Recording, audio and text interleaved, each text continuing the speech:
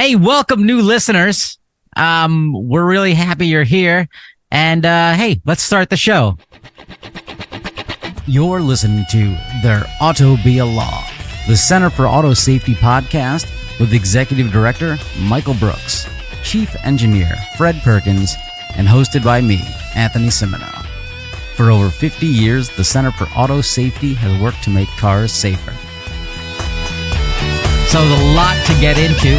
As we've talked about in the past, 2 weeks ago, as a matter of fact, this little organization called the California Public Utilities Commission had this vote, and they said, you know what, San Francisco, screw you. You know, we approve these self-driving robo-taxis. Have a nice day. And of course, one of the key votes on the California Public Utility Commissions is a little man named John Reynolds. I'm just saying little from, I don't know, physical stature. I have no idea. But John Reynolds is a key vote on the California Public Utilities Commission, and we don't think he's gotten enough attention. Because John Reynolds used to be the managing counsel for a company called General Motors Cruise, GM Cruise. And what does GM Cruise make? Bad cars. And they make self-driving robo-taxis. But hey, somehow you get to go from GM Cruise to voting to approve GM Cruise shoddy product.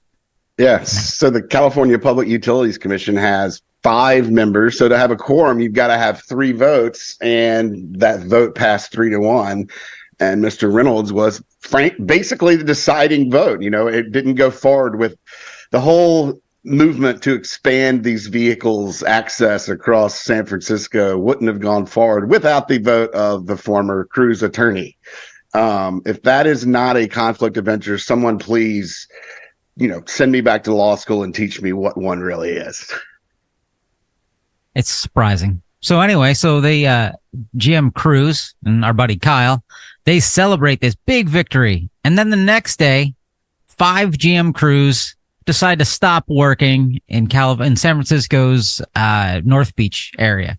There was a musical concert, and these cars got overwhelmed and decided to give up the ghost because they couldn't make a cell phone call. Now, they always claim that humans are terrible drivers, but I personally prefer it when humans aren't on their cell phones.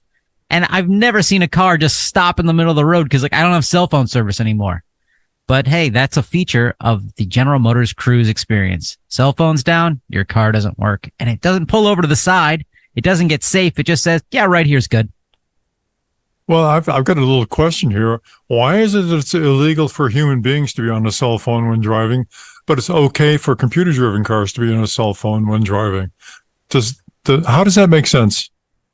Well, I think it's because the cell phone, in the case of the Cruise vehicle, is the signal is actually required to operate the car, and it's not serving as a distraction as it would in the case of a human operator.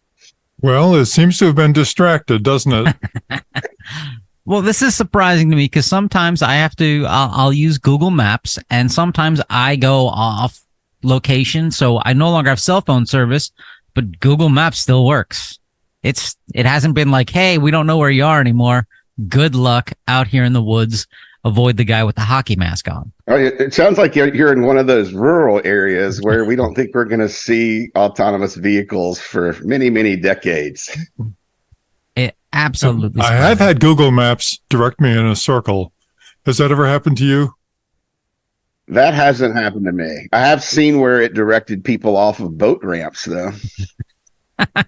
Well, hey, just keep going. Just, follow the map. So then 2 days later, after all of these cars decide to stop working in the middle of the road, what does a GM Cruise do? It avoids someone with a flag. It avoids little barricades and says, hey, I'm going to drive my car right into wet cement. I mean... that picture of that vehicle, the Cruise in wet cement, just kind of encapsulates a lot of the things I think about those cars. They're just a big pain in the ass right now if they're in your city. There's no two ways about it. But Kyle says that humans are terrible drivers. If humans are terrible drivers, what does that make his crappy product? And then I think the San Francisco went back and filed a complaint or some sort of motion to have the CPUC reverse its decision. That was another thing that happened, in the past week, after they started seeing even more problems continue to flood through the gate on these cars. And when when you see that, and then the next thing that happened, which was probably one of the worst things that's happened so far in San Francisco, when the Cruise vehicle apparently, was unable to detect or see a fire truck rolling down the road with its lights and engine and siren blaring, and pulled out into an intersection that, the Cruise had the right of way on the green, but like all of us human drivers know, if there's a fire truck coming from the cross street, you do not proceed. You stop and you let it go. You hear it or you see it and you stop going. That didn't happen. The Cruise vehicle just pulled out into the middle of the road and got smacked by the fire truck. Someone was injured.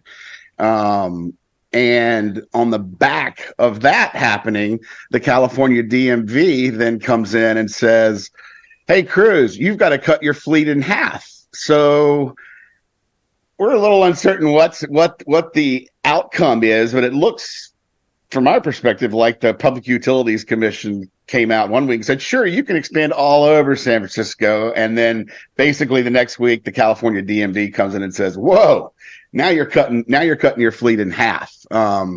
So whether they're going to be able to use half of their current fleet and spread out across San Francisco, or, operate in new areas, we're just not sure yet how all of that's going to work out. But needless to say, this massive push that the industry has been engaged in for the last few months to try to get federal and state and more laws passed to give them an advantage in pushing this product and making their investors happy is not going very well at the moment. And, we continue to think that we need more evidence, data. We need to see them demonstrate that these vehicles are going to be something besides, a emergency vehicle striking, traffic bollocksing, and all these other things, wet cement destroying machines. They're not really adding anything positive right now for residents of the city, and they're bringing a whole lot of negatives.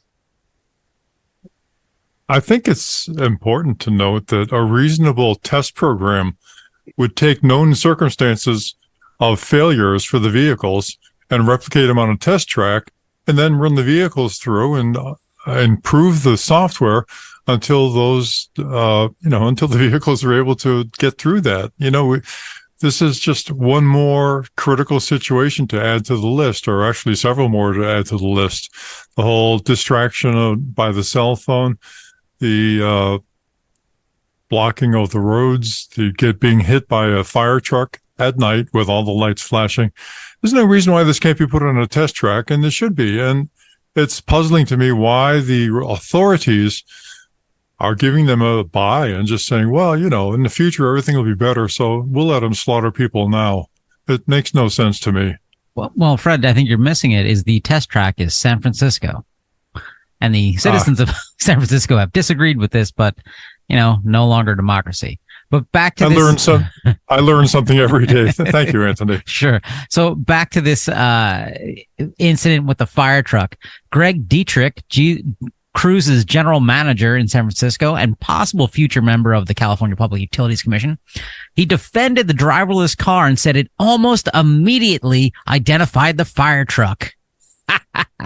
Hey, our car almost immediately would have worked or would have reacted like a 16-year-old behind the wheel, but it didn't. It's amazing how they're like, we're spinning this as a positive. It almost would have worked. On top of that, Waymo comes out and they're like, yeah, this wouldn't have happened to us because we have external microphones and we could hear the sirens too. So yo, bro, our stuff wouldn't have worked because Waymo's never had a problem with a fire truck unless you go back to, what was it, January? Was it the Waymo that the fire department had to smash? Or was it a Cruise again? It was a Cruise. Well, all right, then, Hey, I just watched Barbie. Was the Barbie car self-driving? I can't remember. But she didn't seem to be paying much attention to the wheel while she was in Barbie Land. Oh no, welcome to explaining movie and TV driving to Fred Perkins. Well, I thought it might have been product placement by GM Cruise, but I'm not sure about that. It was a kind of Corvette-y looking car. What is the deal with all of these advanced vehicles not being able to detect flashing lights? Like, that just has never been a problem for me. We've seen a severe problem. I mean, this is not something we've seen often in Cruise, but it's something we've seen often with Tesla, running into the back of vehicles that have flashing lights or engaged in emergency response. Like, now we've got a Cruise vehicle that's not recognizing a fire truck. I mean, those are some of the easiest things to see as a human when you're driving a car. Where are the computers going wrong? I'm not sure because I'm not programming these things, but if you think of this for a moment, there's a street light in the distance and you're driving along the road and there are guardrails. So you're viewing the street light through the guardrails, and it's actually a flashing light as far as your eyes are concerned. But your brain says, well, no, that's not a flashing light. It's just a distant light that I'm looking at through the guardrails. All right. So you can see circumstances where there would be a lot of flashing lights organically just because, of cars moving in and out of lanes so that their rear lights appear to be flashing to you, but you, being a human being, know that that flashing light is actually a steady light that's attached to a car that's moving against the background. These are the sorts of things that are very hard to differentiate by a computer because, it doesn't have a brain. So, our brains are remarkable things, and the idea that you can replace our brains by some flashing electronics has been aspirational ever since forever. And they're still moving in that direction, but there's a long way to go. I want to see a remake of The Wizard of Oz now with If I Only Had a Brain, starring a GM Cruise. Another opportunity for product placement. There you go. So the flashing light problem, I get what you're saying, but the difference is that emergency vehicles, their flashing lights are at a regular frequency. They're not infrequent. Whereas you're driving down the road and there's something blocking your vision that gives it an effect of a flashing light. That rate of flashing, quote unquote, is not consistent. It's going to vary with the speed you're driving. It's going to vary with distance. It's going to vary with some various angles of things. Whereas a flashing emergency vehicle light, especially when you're geofenced to a city, where your speed limit is restricted, just default. Oh, flashing light. Let's slow down. Let's go ahead and figure out what the deal is instead of, I bet I can beat it. Oh, there you go again, using your brain. I know. Take that, Scarecrow. It's just got to be a really difficult thing for the car to figure out. If it were easy, they probably would have figured it out by now. But it's got to be difficult. I don't know. I don't know what the answer is. I think the answer is a technology that we already have that could have been implemented here, which is, vehicle to vehicle and vehicle and infrastructure communications. You know where your city's fire trucks are, and it can tell other vehicles where those fire trucks are. Then those vehicles will know when to stop. They won't have to rely on detecting flashing lights. They won't have to rely on an external microphone. They will know because they're communicating with the city's emergency services and know exactly where those emergency vehicles are and be able to avoid them. So this isn't something that takes, 30 years of testing and, a driverless vehicle to accomplish. This is technology that we think can be rolled out in vehicles right now. But wouldn't that require, wouldn't that require the FCC to reserve some bandwidth for emergency vehicle use? And that bandwidth is very valuable. So how would you get Congress to act on reserving the bandwidth? That could never happen, could it? Or I think you could have stopped that sentence at act. And it's just getting that to happen is difficult in this circumstance, and especially in vehicle safety, where we rarely see anything get through except for every 4 years in a massive infrastructure package. But the FCC, GM and Toyota and some other companies were behind and already starting to install vehicle-to-vehicle communications in their vehicles years ago when they were testing a wireless-based system. And then big phones stepped in and said, no, we want you to use 5G, which obviously has not been rolled out across all of the country, especially rural places. And the FCC, as they tend to do when the big communications companies are involved, went right along with it, and functionally canceled the program that had been worked on for about a decade to try to protect people in circumstances like this. I mean, this is technology that could stop. Your car could be talking to another car. It doesn't have to be an emergency vehicle as you're approaching the intersection. And one of the vehicles, no, they're not going to allow a collision, even if the drivers don't detect each other. That's the kind of technology we're talking about. And it's basically been pushed back, 10, 15, maybe 20 years because the FCC, for whatever reason, is involved in a vehicle safety issue. So one of the articles that we're going to link to in the podcast notes, and I apologize, gentlemen, I don't think I sent it around to you two. There's one in Forbes that I found, and it has this blurb in it. There are also multiple systems that have been tested over the years to provide electronic warning for the approach of emergency vehicles. And in fact, most new fire trucks sold are equipped with such a system, and several brands of cars receive the signals. It's kind of a one-off paragraph where it mentions this, but okay, what cars receive these signals? This is what we were just talking about. I didn't think any cars have this built in, or do they? I don't know. They certainly could. I mean, it's not new. That signaling technology has been around for quite some time, where the fire trucks and the ambulances can signal to the light ahead of them, the traffic light, turn it green for them and red for the other cars. I think it's the same technology, and they're just using other vehicles to pick up that signal so that the vehicles around know that emergency vehicles approaching.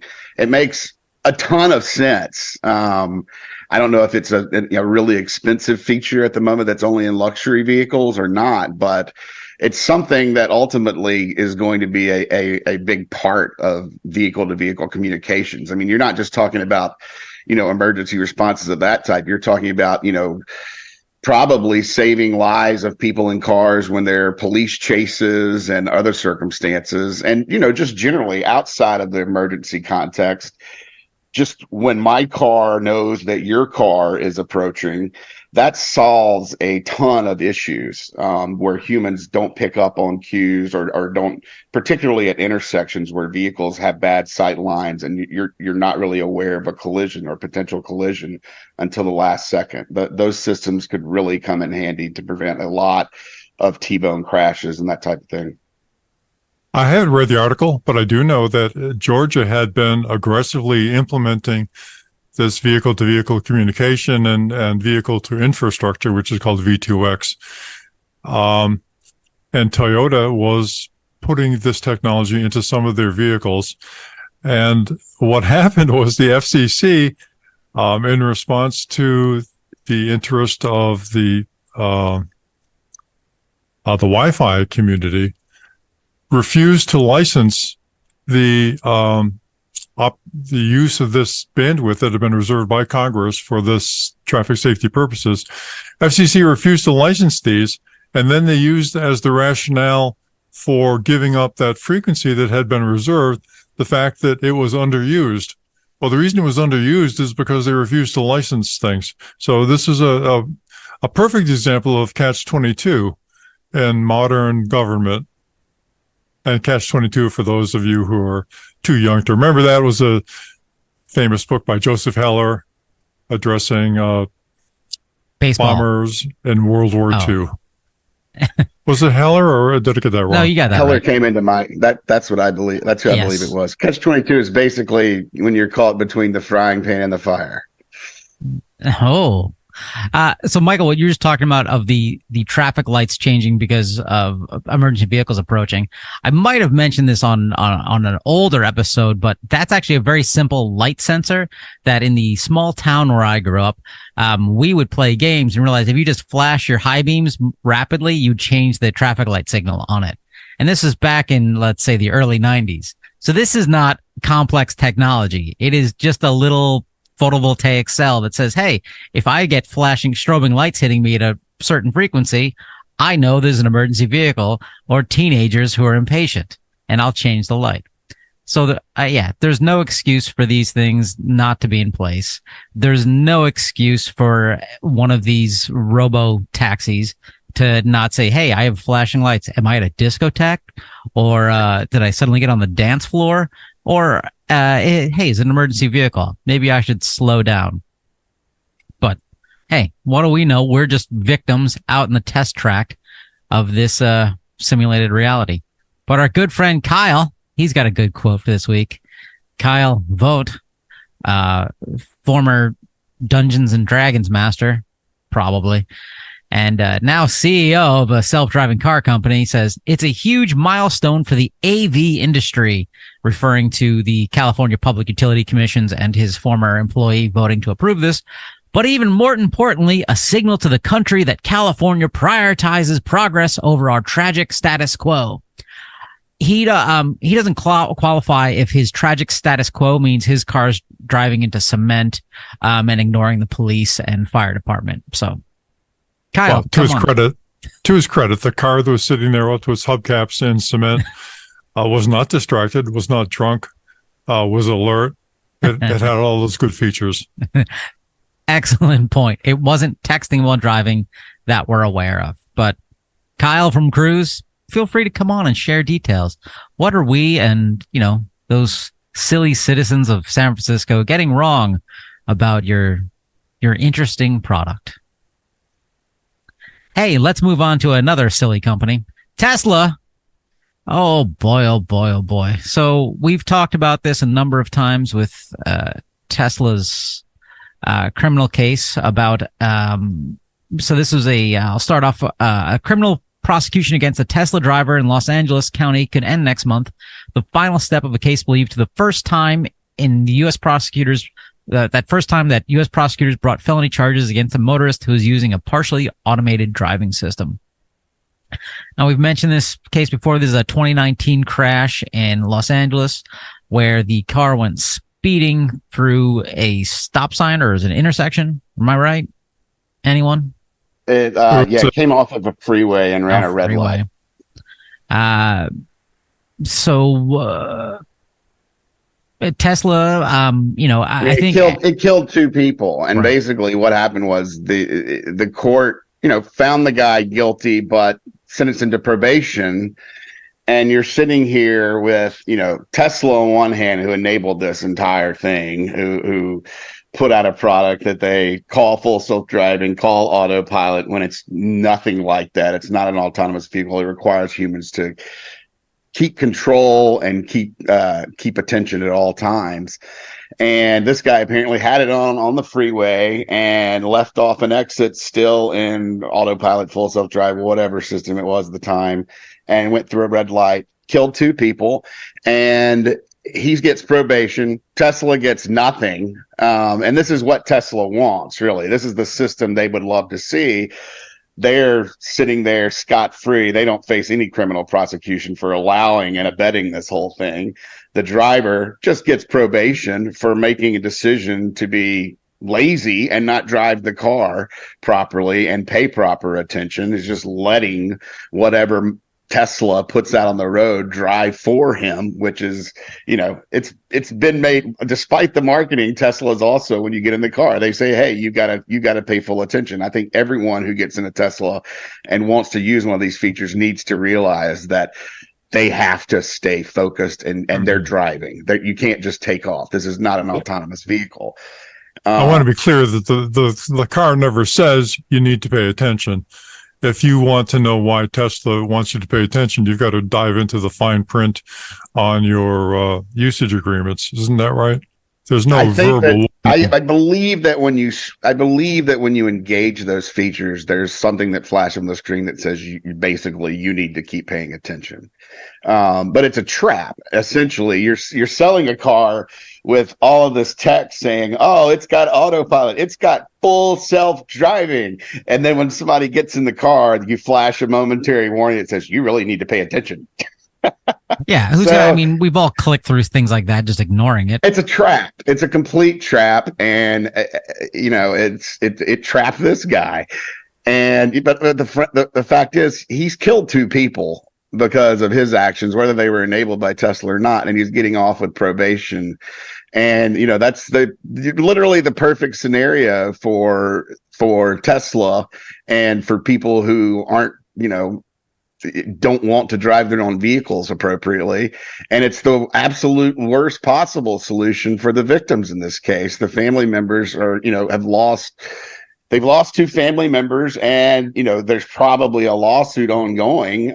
Tesla's going to defend it and say, it's all this guy's fault, and they'll probably get off scot-free doing that. And meanwhile, there's a paper judgment against whoever the guy driving the vehicle was. They're not ever going to get anything out of him. So the victims' families are, in this case, functionally left with nothing. That's a terrible outcome. Somebody needs to be either in jail or paying a lot of money when they this is reckless behavior. It's almost beyond negligent. People should know that Teslas can't drive themselves at this point. It's been all over the news for years now. And there are no more excuses. So we're disappointed in the outcome of this case. We've been somewhat disappointed in the outcomes of some of the civil cases that have been brought against Tesla so far.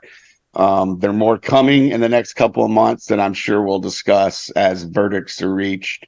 So this is going to remain a pretty hot topic. So the spouse of one of the victims in this, they're not blaming so much the driver. Instead, they have a quote from this AP News article we're linking to. Says, they make cars that they know cause accidents and they don't care. Families are broken, lives are lost, and they don't care. I think, that person should be hired to do marketing for Tesla. I think that's a great new slogan. We're Tesla, give us 15 grand. We don't care. But seriously, so they sell products that are called autopilot and full self-driving. And that's one thing, like, well, these are just marketing terms. But boys and girls, remember, they produced that self-driving car video where the car did all these amazing things. It drove itself around the block and parked and did all these wonderful things. And we found out just a few months ago that whole video was faked, that the real footage shows that car crashing into a dumpster. Like, I mean, this is insane. I don't know. Hey, Federal Trade Commission. Hi. From the public. Hi. Unfair and deceptive trade practices. This is like a slam dunk. I mean, anyway, continuing on with our lovely friends of Tesla. U.S. auto safety regulators have sent a team to investigate a fatal crash in Virginia involving a Tesla suspected of running on a partially automated driving system. The latest crash happened in July, brings the number to 35 of Tesla crashes under investigation by NHTSA since June of 2016. In all the cases, the agency suspects the Teslas were operating on a partially automated driving system such as autopilot. At least 17 people have died.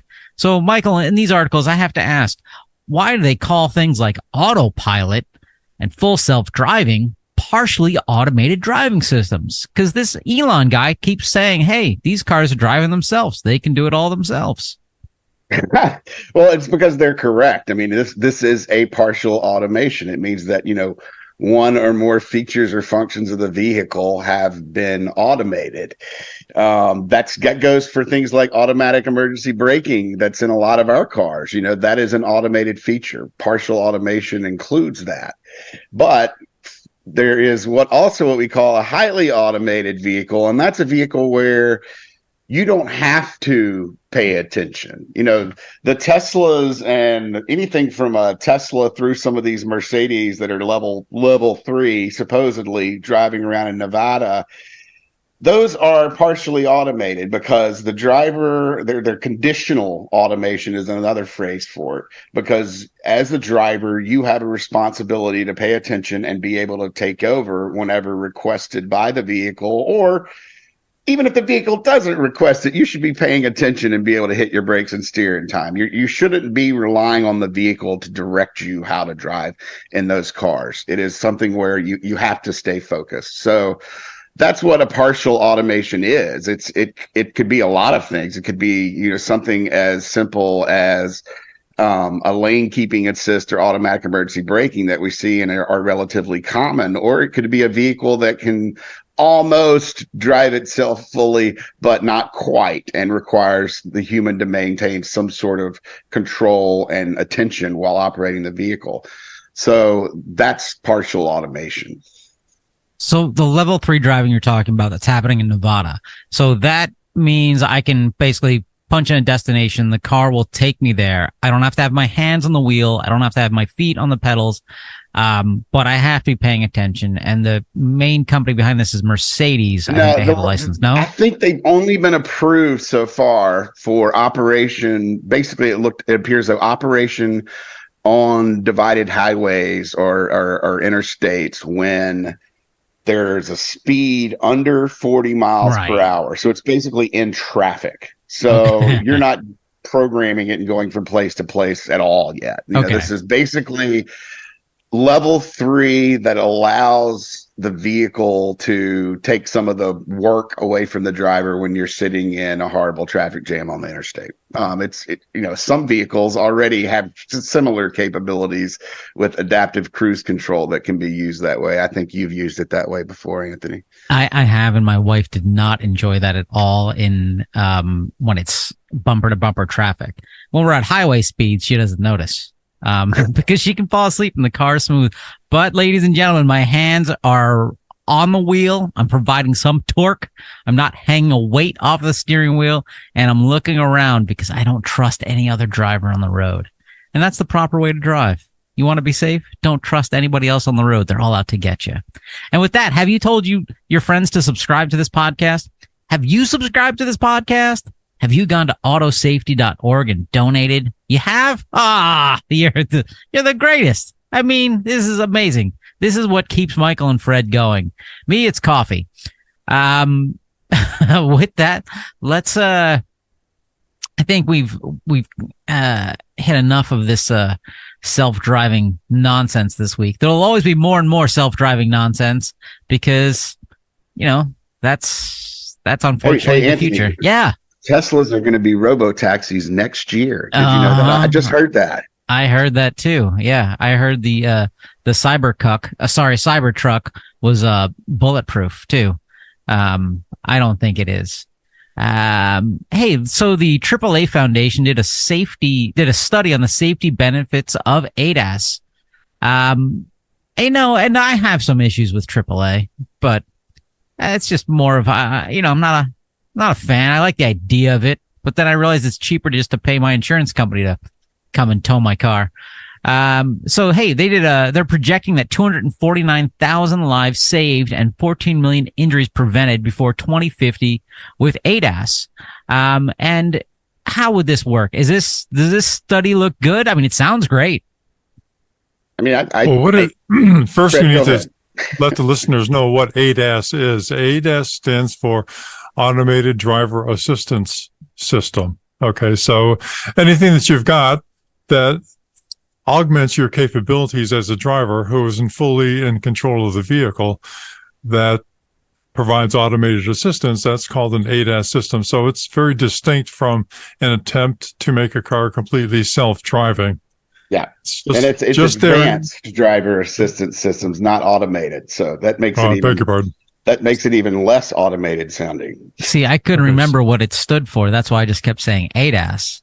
But wait, so does ADAS, what does this consist of? ADAS means a lot of things. I mean, ADAS covers basically everything from blind spot warnings to, the level 3 type stuff we're talking about Mercedes, or the cars basically functionally controlling itself for certain periods, but still needs human to oversee the process.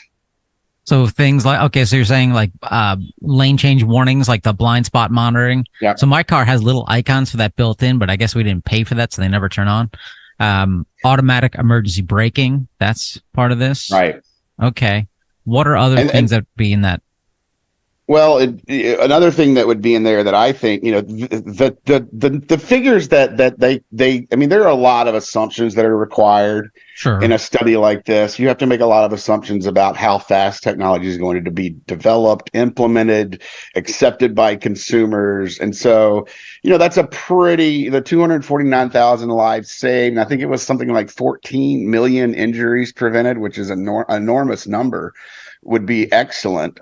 They also provided, if there's a greater rate of uptake, even higher numbers, even better numbers, or in the case of lower uptake, the lower numbers. But their median number is about 10,000 lives saved per year, which is, I think is a relatively conservative number when you consider that, driver monitoring systems, if they're implemented, say 10 years from now and prevent drunk driving, distracted driving, medical situations, all the things that they can do. I mean, I think those numbers could go even higher. So,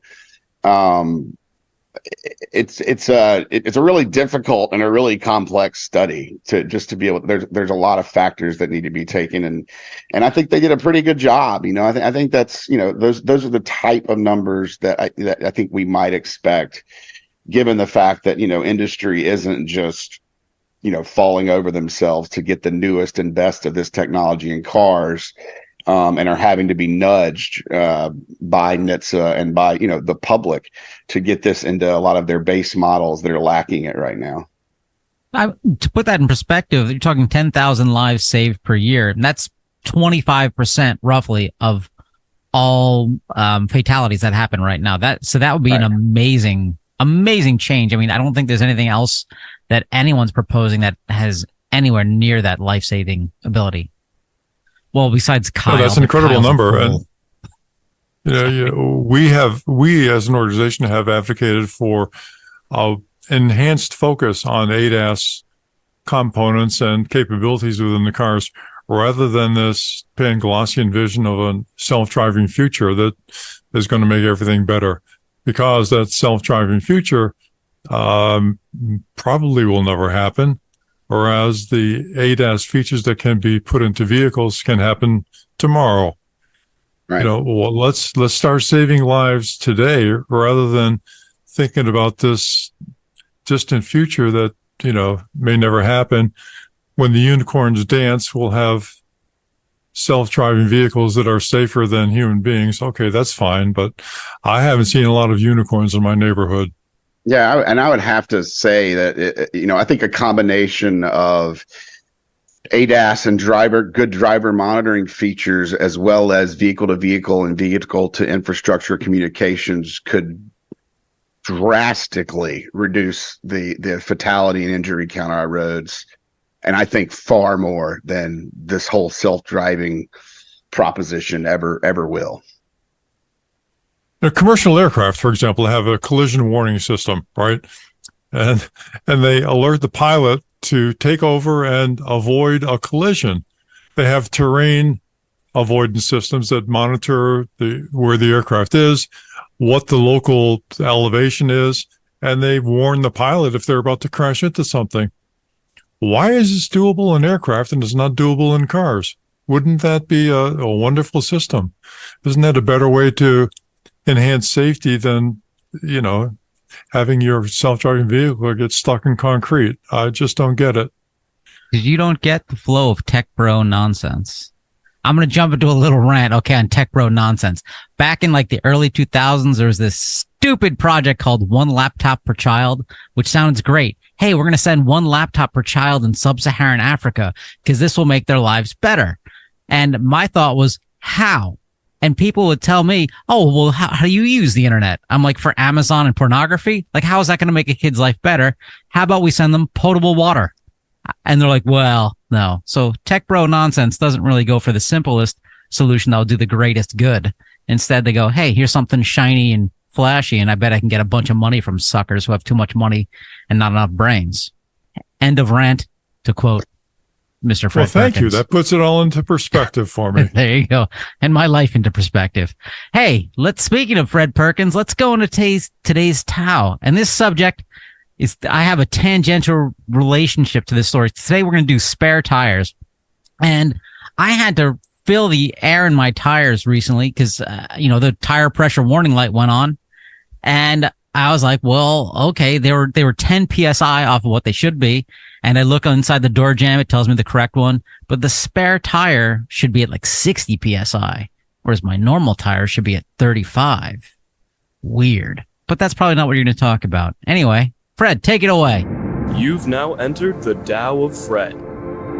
Ending my pause for the intro. Thank you. Yeah, you're welcome. So, spare tires. Michael, question for you. Do you have a spare tire for your car? I do not. I was sold a 2019 Volkswagen Jetta, brought it home, and looked under the flap in the trunk where the spare tire would be, and there was a gap in a can of Fix-A-Flat. Oh, So, Oh, and I think my tire would have ended up costing me like an extra $300-$400 to get an actual spare. what? so it's interesting. So, second question. If you tear your sidewall of your car when you're in a dark spot, are you stuck by the side of the road or are you up the creek without a paddle? Well, in my case, I'm driving on three tires. I don't care. I'm getting out of there. But most folks might not would be willing to damage their wheels and rims that way, and they might, stay there and have to wait another hour or two for emergency services. Please do not construe Michael's answer as advice from the Center for Auto Safety. This is his personal opinion and his bad lifestyle choices. If you have the broken sidewall, do not try to drive on 3 tires. So the question, one of the questions I wanted to ask is, do you really need a spare tire? And Michael's here; he's still alive, so I perhaps not. But please don't call me a conservative. But I made my daughters learn how to change a flat tire before I turned them loose with their driver's licenses. I thought it was very important for them to be able to secure their own safety in the event of a equipment failure. I guess that's old-fashioned. I'm not sure. One of the rationales people are now offering for why so many electric vehicles and partially electric vehicles, hybrid vehicles, have part of the rationale for not including a spare tire is there is a possibility of battery intrusion into the battery, spare tire intrusion. What? I need more coffee. Wow. There's a possibility of spare tire intrusion into the battery containment case in the event of a collision. I guess that's a possibility, but it seems like a design. I mean, isn't That's that a bad design? stupid. Yeah, I have a hard time seeing how that's going to work. Tires in cars has everything to do with the fuel economy standards and removing weight from vehicles, and that's when manufacturers started removing them from cars. Wait, really? Yeah, it's all about weight. Wait, but the spare tire weighs like nothing. It weighs, what does it weigh? A couple I don't pounds? know, 30, 40 pounds, depending on what kind of car you have. But Oh, I have a tiny car. tires so- are heavy. Yeah. But that's when they started disappearing. It was when that's upgraded fuel economy standards. I think it was the two revisions ago on those. But it's 40 pounds is a lot in a vehicle. If they can remove that by taking away a spare tire, they're saving money in the process as well. So it's a win-win for the manufacturer and a lose-lose for anyone stranded on the side of the road. And I guess there's no regulation that says they need to have a spare tire. No. Clearly. One of the issues that's come up is the size of the wheels in the cars. And the people seem to like wagon wheels in their vehicles. They really like enormous tires.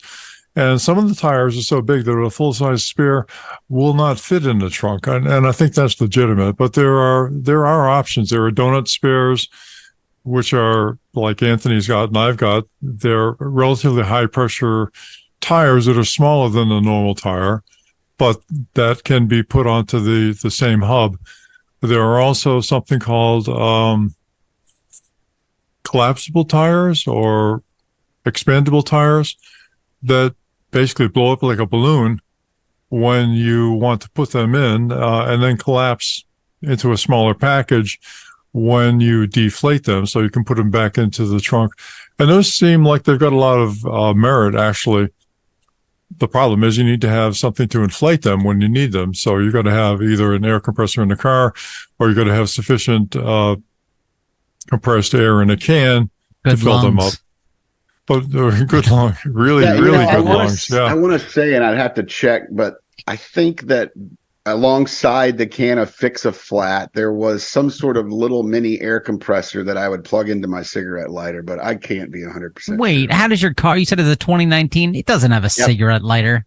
No, it does. It Oh does. my God, those They European they cars. still make vehicles with cigarette lighters. I didn't even know that until a few weeks ago when I looked down and noticed it for the first time. But so the large wheels can be a problem just because of their size. But who really needs large wheels? Monster trucks need them and military vehicles, but they are not needed for your weekly trip to Piggly Wiggly. Trust me on that. You can use normal tires. So if you're going to buy a trim package that includes larger tires, you may be wasting your money. But still, back when I was young and wagon wheels were still popular and vehicles on the roadway, there was a rationale for them because they could run over gophers more easily than small wheels. But I don't think that's there anymore.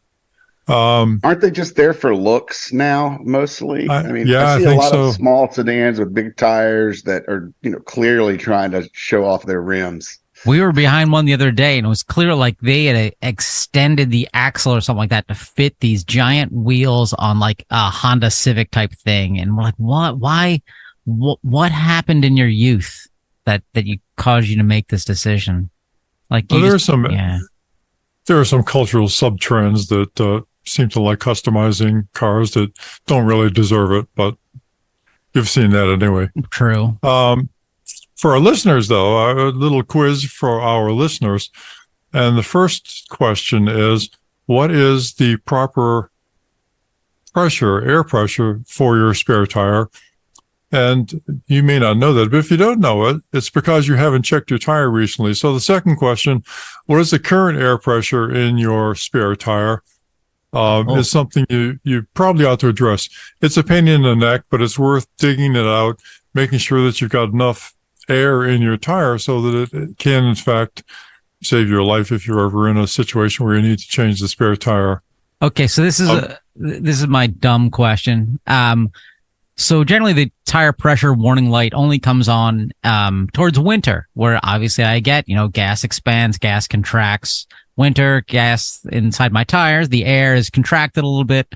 But we're just out and, it's August and tire pressure warning light comes on. And so I get nervous and I'm feeling all the tires. They all feel fine because I can't tell the difference in 10 PSI by squeezing a tire.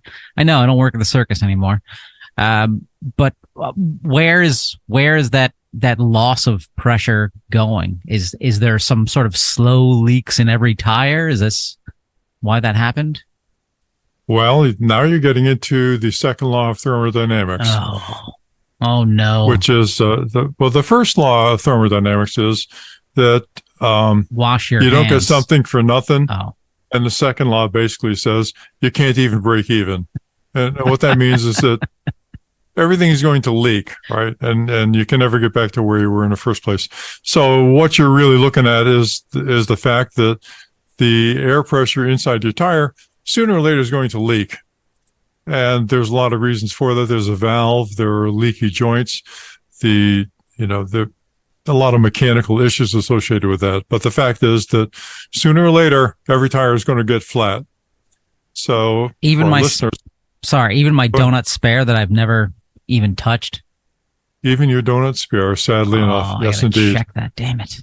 But again, you're talking about your contention with the basic physical laws of the universe. So if you lose, don't worry. You're in good company. Everybody loses on that. Look, we've come to learn in the last few years, those laws are, your laws and my laws may not be the same. Okay. That's true. That's true. You could probably spend a little more money and get a vehicle that has a spare tire pressure monitor. There are a very select few vehicles that do that, but it's generally only if you have a full-size spare. But they will keep track of the inflation pressure of your spare while it's not even installed, which is a great option if you can afford it. It is a great option. But it costs about $3 to buy a tire pressure gauge at your local auto parts store. So that's another way to go. Listener, I'm going to suggest you vote with Michael on this one and donate to the Center for Auto Safety so we can afford spare tire pressure monitoring systems as opposed to Fred and his $3 solution. Okay? I'm sure we'll take $3 as long as you give it monthly. Sorry. Now, continue. there's another aspect of this. There's a canard that modern tires don't fail, so you don't really need to do anything. There are self-sealing tires. There are run-flat tires. Those are all true. The run-flat tires are a lot heavier and a lot more expensive than the regular tires simply because there's more stuff in them. And they also have a limited life associated with them when they're flat. So something to consider if you're going to invest in the run-flat tires. And the other thing is that modern tires do, in fact, fail. Not as often as when I was a child, and blowouts were something that were constantly on your mind as you were going down the road.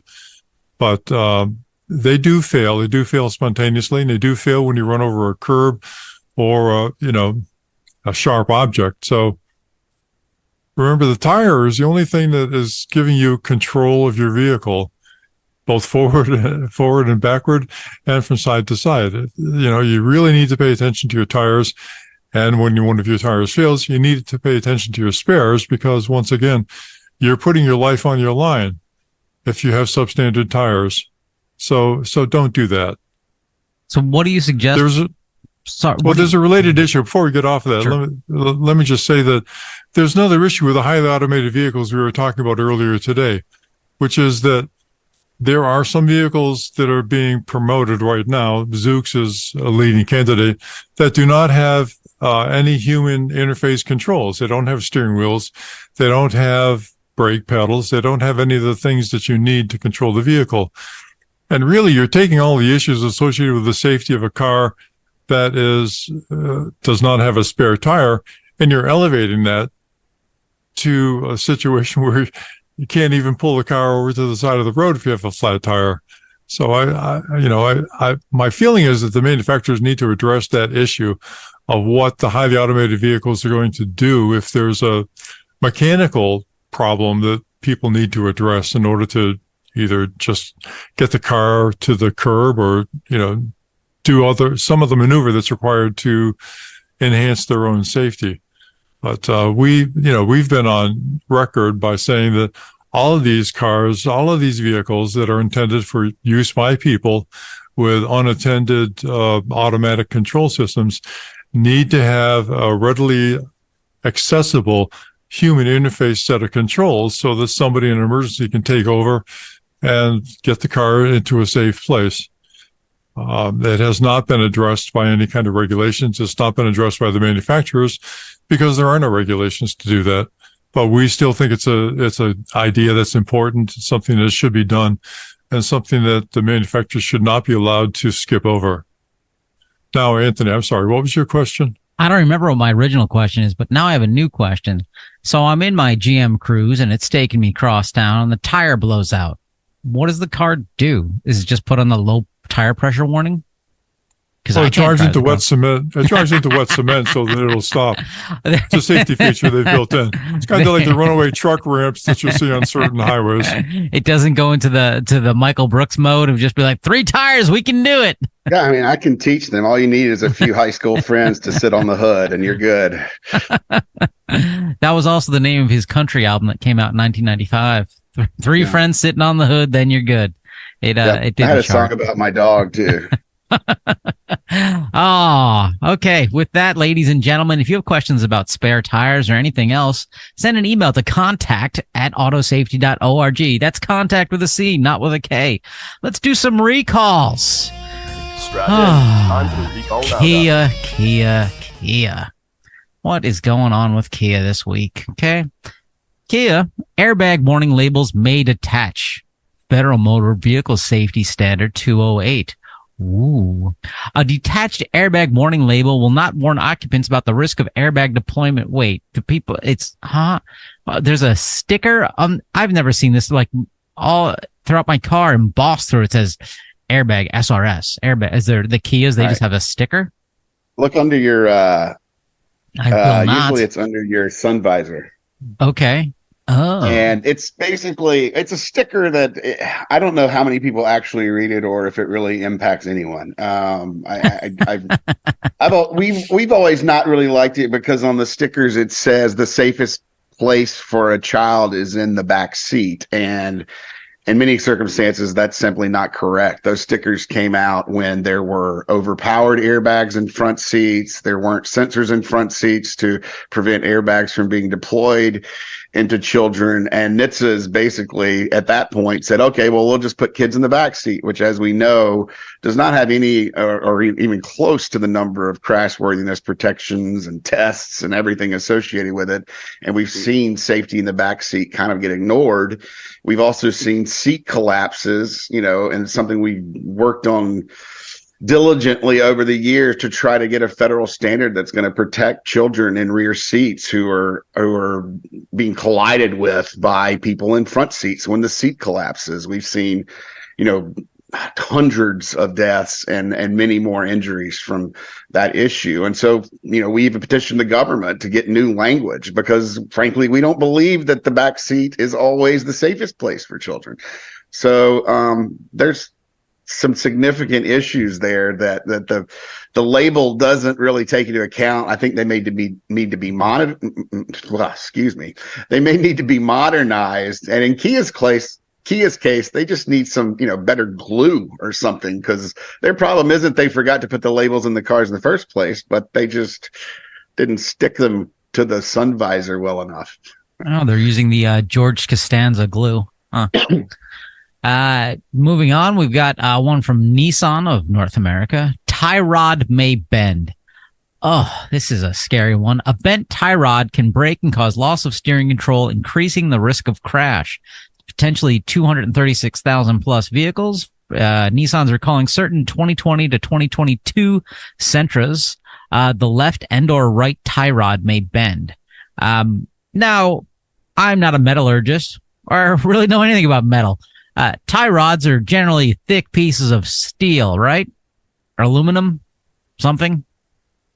Tie rods are generally threaded pieces of steel that attach the ultimately steering wheel to the wheel itself, so that when you turn the steering wheel, there's some kind of mechanism that pushes on the tie rod or pulls on the tie rod, and that causes the front wheel to move left or right.